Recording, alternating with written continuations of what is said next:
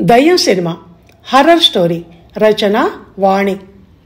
నేను ఆ రోజు ఫస్ట్ ప్రీమియర్ షోకి మా మమ్మీ డాడీ అన్నతో కలిసి కిష్కిందాపురి సినిమాకు వెళ్ళాను. అందులో మా అన్న ఓ రోల్ ప్లే చేశాడు.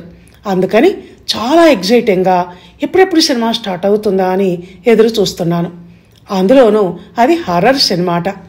ఎక్కువగా లవ్ స్టోరీస్ చూసే నాకు దయ్యం సినిమా ఎలా ఉంటుందో చూడాలని చాలా ఆరాటంగా ఉంది.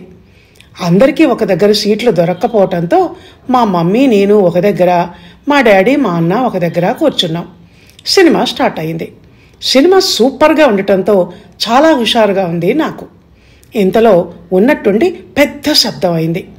దాని వెంటే వికటాట్టహాసం లాంటి అదో విధమైన నవ్వు, తెల్లటి లాంగ్ గౌను, నల్లటి విరబోసుకున్న జుట్టు, భయంకరమైన తెల్లటి పెద్ద పెద్ద కనుగుట్లతో ఒక దయ్యం స్క్రీన్ మీదకి వచ్చింది.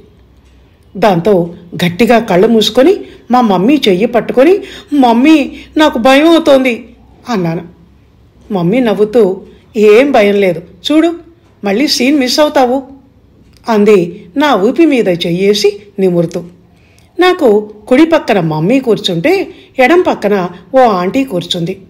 నా భయం చూసి ఆమె కిసుక్కున నవ్వటం, తల తిప్పి నా వంక చూడటం నాకు కోపాన్ని రోషాన్ని తెప్పించాయి. ఆమె వంక షార్ప్గా చూస్తూ వికృతంగా ఉన్న ఆమె ముఖాన్ని ఉద్దేశించి, "నీకన్నా దయ్యం నయం" అనుకున్నాను మనసులోనే, కసిగా కోపంగా. నన్ను చూసి నవ్వటానికి ఆమె ఎవరు అని అనిపించింది. ఉన్నట్టుండి మళ్ళీ స్క్రీన్ మీద పెద్ద కేక, అరుపు, "మీ అంతు చూస్తారా, ఒక్కొక్కరిని చంపేస్తా" అంటూ మళ్ళీ అదే గెటప్లో ఈసారి హీరోయిన్ దయ్యం ఇంటి పైకప్పుకు ఆనుకొని ఉన్న సజ్జ మీద కూర్చొని అరుస్తోంది. "మమ్మీ" అని మళ్ళీ కళ్ళు మూసుకుంటూ కేక పెట్టాను. ఈసారి మమ్మీ చెయ్యి కాకుండా ఎడంవైపు ఆంటీ చెయ్యి నా వీపుని నిమురుతోంది. "దయ్యాలంటే భయం ఎందుకు? మీ మనుషుల కన్నా మేమే నయం" అన్న మాటలు వినిపించాయి.